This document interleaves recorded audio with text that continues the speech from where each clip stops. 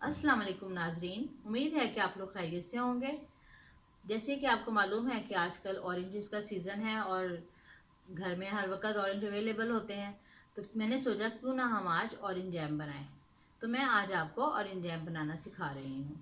जिसके लिए हमें कुछ ऑरेंजेस चाहिए और थोड़ी सी चीनी। आइए अब स्टार्ट करते हैं। सबसे पहले हम ऑरेंज लेके इनको छील लेंगे। ये सारी फांके मैंने इसकी अलग अलग कर दी हैं। अब मैं इनके पल्प निकालती हूँ। इस तरह से आपने ऑरेंज की बैक साइड करके आपने इसको जो है सेपरेट करना है, इसके अंदर से बीज निकालने हैं।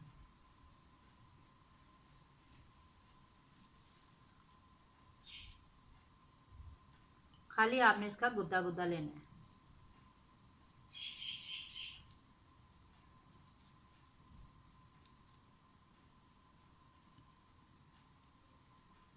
ये देखें, ये छिलका जो है ये सारा सेपरेट कर लें।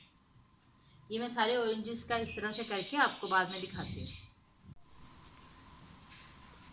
ये देखें नाजरीन, ये मैंने ऑरेंजेस की पल्प जो है ये मैंने निकाल ली है, बारीक वाला उसका छिलका निकाल के। अब मैं इसको इधर कढ़ाई में डाल रही हूँ और साथ ही इसके जो है ये हाफ कप के करीब चीनी मैं इसमें डाल रही हूँ। और इसमें मैं पानी नहीं डालूंगी क्योंकि ऑरेंजेस ऑलरेडी बहुत ज़्यादा जूसी होते हैं। पानी डालूंगी तो फिर पानी सुखाने में बहुत टाइम ज़ाया जाएगा। तो इसको हम चूल्हे पे रख के इसको पकाते हैं। ये मीडियम आंच पे जो है हम इसको हिला हिला के कुक करेंगे। अभी 2 मिनट में ये सारे ऑरेंजेस जो हैं ये पानी छोड़ देंगे और चीनी भी जो है ये बिल्कुल मेल्ट होके पानी बन जाएगी। फिर हम इसको सुखाएंगे।